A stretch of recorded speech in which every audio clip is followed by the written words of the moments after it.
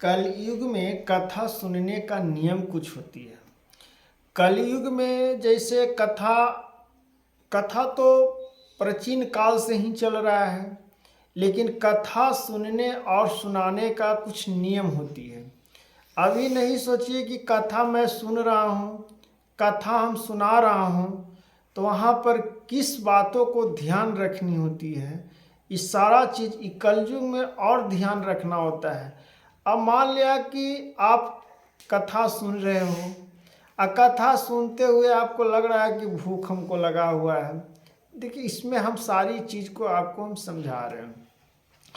तो कलयुग में कुछ नियम है कथा सुनने के। भगवान ठाकुर जी कहते हैं, भगवान श्री कृष्ण जी कहते हैं कि अगर किसी प्राणी को अगर कथा सुनते हुए अगर मन ना लग रहा है, वो अभागा पुरुष है।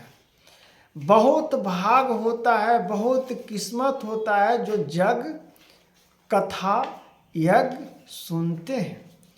और बहुत कृपा होती है ठाकुर जी को कि जो कथावाचक बनते हैं और कथा सुनाते हैं।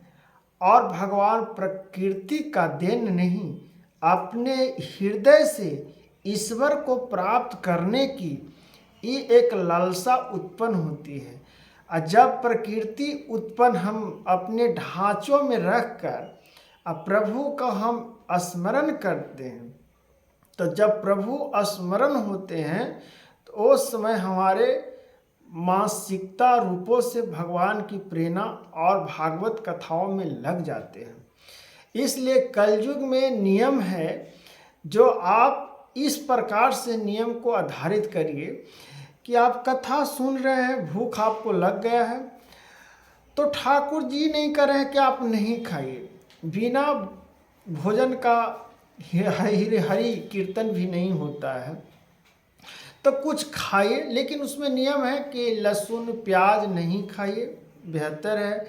नमक चीज़ नहीं खाइए। जब कथा सुनने गए हो तो अरे सब दिन तो आप खा ही रहे हो माताओं बहनों, तो कुछ दिन के लिए जब 7 दिन की कथा चलती है तो 7 दिन तो कम से कम बनता है कि मीठा चीज़ खाकर भगवान ठाकुर जी को पूजा करके और उनकी कथा ध्यानपूर्वक से सुननी चाहिए। कलयुग में तो कुछ ज़्यादा कष्ट नहीं है, खाते पीते सहना भी नहीं है, खाते पीते ठाकुर जी को याद कर लेना है और चले जाना है। और कलयुग में ज़्यादा तो नियम और भी नहीं है।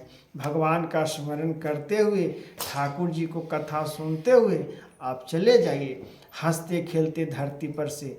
लेकिन ठाकुर जी का नियम को पालन करनी चाहिए। जैसे बहुत सारी नियम है, गीता ज्ञान का नियम है, जो नियम है एक आधारिकता से जो नियम पर चलते हैं, उस नियम पर मित्रों सज्जनों सब एक दर्शन के रूपों में भगवान के आकर्षित रूपों को हम पा लेते हैं।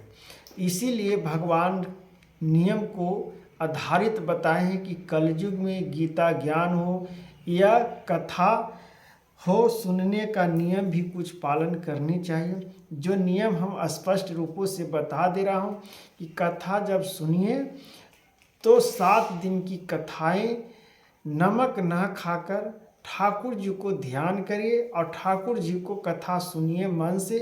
और कथा समाप्त हो जाए तो अपना घर पर जाकर जो खाना है पीना है, हंसी ग्रुप जो करना है करिए। भगवान ठाकुर जी ये नहीं माना कर रहे हैं। लेकिन कलयुग में आपको बस विशेष ये है कि कम से कम ठाकुर जी को तो नाम लीजिए। ठाकुर जी, अब एक ठो हम कहानी कर देते हैं। जब भगवान श्री कृष्ण जी और ठाकुर जी जब वृंदावन में खेल रहे थे, तो खेलते खेलते ठाकुर जी और श्री कृष्ण भगवान छोटे बालक के रूप में वहाँ एक लीला दिखा रहे थे। ठाकुर जी गिर गए। जब ठाकुर जी गिर गए तो कृष्ण भगवान हंसने लगे, ठाकुर जी रोने लगे। उसके बाद में वहाँ तो सब लीलाएं समझ रहे थे ठाकुर जी के बारे में। तो इस प्रकार से आज हम जब ठाकुर जी को याद करते हैं तो भगवान को स्मरण हमारे हृदय में जाग उठता है। तो इससे हमारे जीवन बहुत आगे की ओर बढ़ने का प्रतंत होते हैं। तो कथा सुनने का ये सब नियम और कानून की बात है। अब ऐसे पूजा करने के लिए तो भगवान कहें कि आप अपने मन से भगवान का स्मरण करिए। जैसे तुलसीदास जी, कालिदास जी उनके राम नहीं करने आते थे, सब बातों की है तो सारी बात है। तो इसलिए घर में अपना जो है नकारात्मक वो सकारात्मक में लाना है। अब अपने मान और सम्मान और भगवान के प्रतिष्ठा को अपने हृदय में लाना है। हम किसके लिए जी रहे हैं, किसके लिए आए हैं। तो इसलिए हम लोगों को जीवन में जो महा अपेक्षा जो कथाएं की बात है, जो कथाओं में भगवान श्री कृष्ण जी लिखे हैं, भगवान ठाकुर जी हर प्रकार से हम लोगों को जीवन में प्रेरणा दिए हैं। तो इस जीवन में हम लोगों को चलनी चाहिए और उसी जीवन से हम लोगों को आगे बढ़नी चाहिए। जैसे जीवन में बहुत सारी मनोकामना हम लोगों को उत्पन्न होते रहते हैं और जीवन इस प्रकार से कि ढांचा बन के खड़ा हो जाता है। तो इसलिए हम लोग सफलता नहीं हो पाते हैं, कहीं कहीं पिछड़ जाते हैं, क्योंकि एक नाय हम लोगों को नहीं चलता है। जैसे श्री प्रभु राम जी भी मदद मांगे केवट भैया से जब सरोवर नदी पार होने के लिए, तो भगवान जब श्री राम जी या श्री कृष्ण भगवान भी सब लीलाओं को दिखाएं, एक दूसरे से मदद मांगे, तो हम अहंकार में क्यों जिए, मदद मांगेंगे। अगर भैया वो मदद करने के लिए तैयार हैं तो ठीक है, अगर वो मदद नहीं करते हैं वो भी ठीक है। मिला तो भी सही, ना मिला तो भी कोई गम नहीं है। फिर प्रभु तो है ना, लीलाएं तो प्रभु रच रहे हैं, हम क्या हैं, हम तो एक पुतिल हैं। हम लोगों को क्या कहना है, हम लोगों को कहना है कि जीवन में हम लोग कुछ नहीं हैं, हम लोग तो एक पुतला हैं, हम लोग एक व्यापक हैं। इसलिए हम लोग तो कुछ हैं ही नहीं हैं।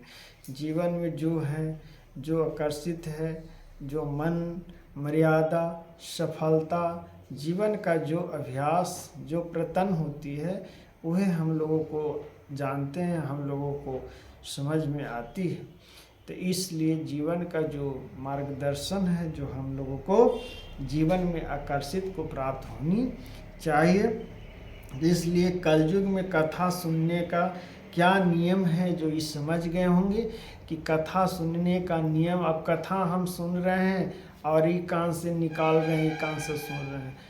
ठाकुर जी को हृदय में बसाना है माताओं बहनों, तब कथा सुनिए। और जब हृदय में बसने नहीं है तो कथा सुनने से क्या फ़ायदा।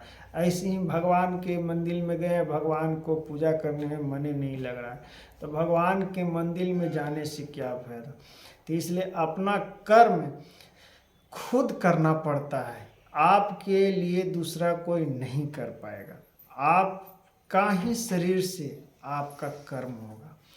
आप गलत हो तो गलत ही कर पाओगे, लेकिन गलत को सुधारना यह समझिए कि ज्ञानी पुरुष का नियम और कानूनी है।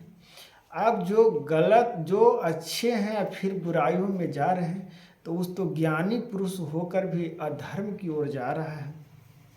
तो अधर्म के ओर जाने का भी बहुत सारी लक्षण होती है, एक मजबूरी हो जाता है। लेकिन यह भगवान तो कहते हैं कि मजबूरियाँ आती है, समय आपका उत्पन्न होती है, कुछ ठोकरे लगते हैं, इसी लोगों को तो देखना है, उसी में तो बिखरना नहीं है, उसी में सजम होकर जो टिक गया, जो मेरे बातों पर आ गया, जो मेरे स्मरण को धैर्य रह गया, ठाकुर जी प्रसन्न हो जाते हैं। उसको परीक्षा लेते हैं कड़ा, लेकिन ठाकुर जी प्रसन्न हो जाते हैं। मैं सच कहता हूँ कि राधे कृष्ण जी जो हैं बहुत दयालु हैं।